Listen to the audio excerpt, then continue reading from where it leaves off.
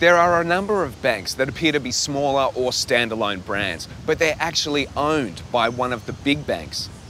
Now, this can cause confusion amongst consumers as to exactly who they're banking with. Does that sound like balanced banking to you? We believe it's important that everyday Australians are aware of this, so today we're looking to find out what they think.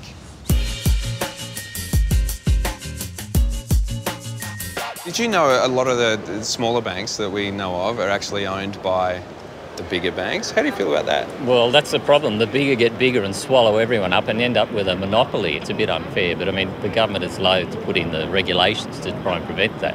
I think there are too few banks who have taken over the business, and I think they are monopolizing and the government is helping them.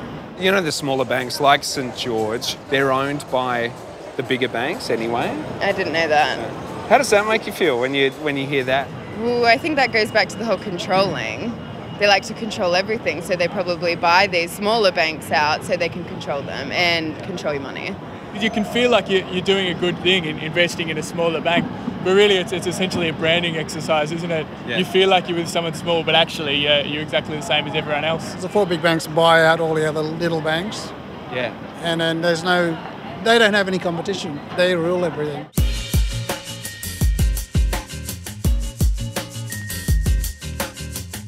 How do you feel about the fact that the big banks are buying up the smaller players, but still branding them as the smaller players? I don't like it because I like the corner shop. I like the small deal. I like to be able to choose, and I think most Australians probably do.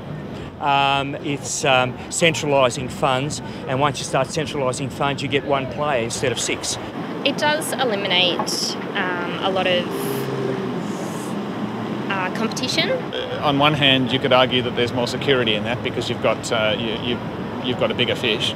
But I suppose there are those who would argue that you're moving toward a situation where you've got more of a few big players rather than lots of little guys, and of course that should theoretically that means less competition. So.